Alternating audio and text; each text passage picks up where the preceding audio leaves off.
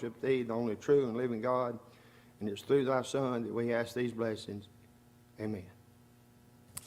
All right, we're in the book of Jude.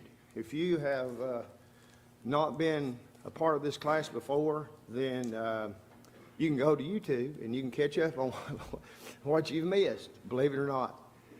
If you need something to help you go to sleep at night, turn it on there and watch me, and I guarantee in 5 minutes you'll be gone. Skip over the singing, though. That will probably keep you awake. But we have made our way all the way down, and we're going to begin looking here at verse 11. We're way past that. But what Jude is showing us here by way of example is the way apostasy works, the attitude behind apostasy, the certainty of destruction of those who are guilty of promoting apostasy. And of course, this simply serves as a reminder to any and all of us that stuff matters. It counts. What we do, what we say, the way we think, and then of course the actions that comes from our thinking, we have to be responsible for it. We have to recognize that there are consequences to attitudes and actions.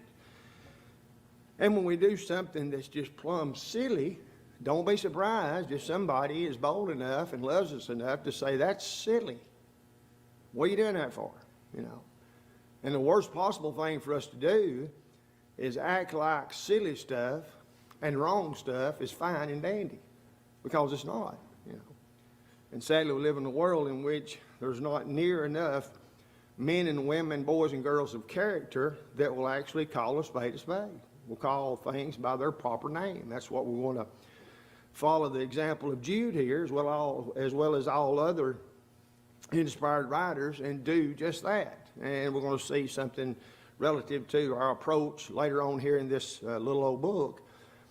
But what we have here, beginning at verse 12 through 15, is a list of the character of these individuals who are apostates. So it really shouldn't surprise us when he says, for example, in verse 12, they're dangerous.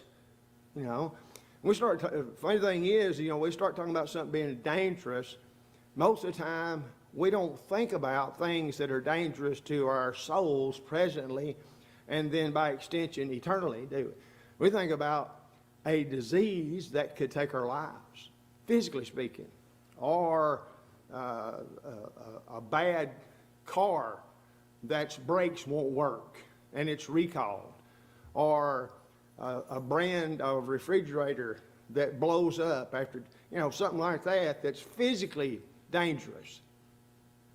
But there's a whole lot more danger associated with things that are not physical than we sometimes give credit for.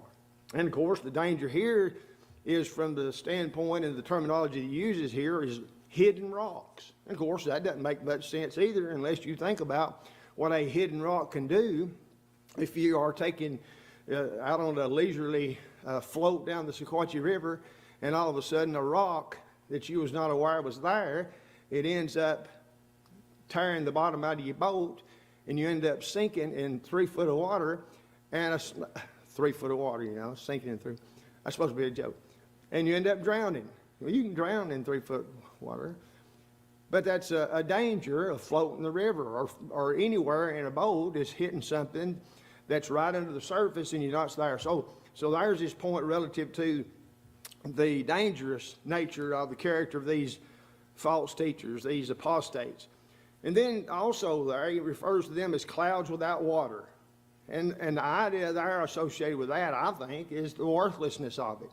And that's not to say that all clouds are worthless.